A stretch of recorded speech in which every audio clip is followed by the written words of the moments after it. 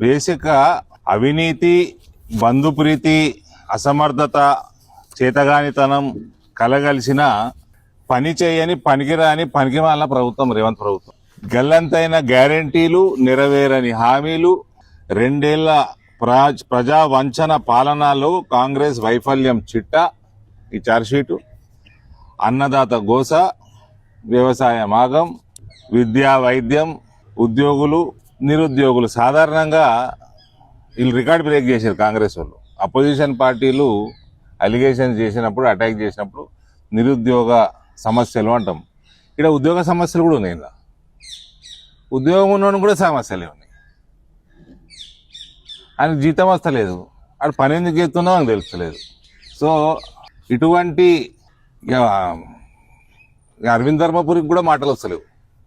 అంటే అంత విచిత్రమైన ప్రభుత్వం నడుస్తున్న తెలంగాణలో.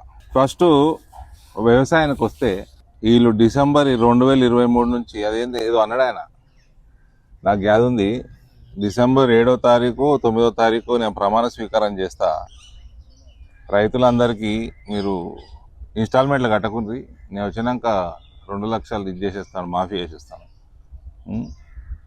ఎవరైనా కరెంటు బిల్లులు కట్టద్దు అన్నాడు, ఈయన ఇన్స్టాల్మెంట్లు కట్టద్దు అన్నాడు.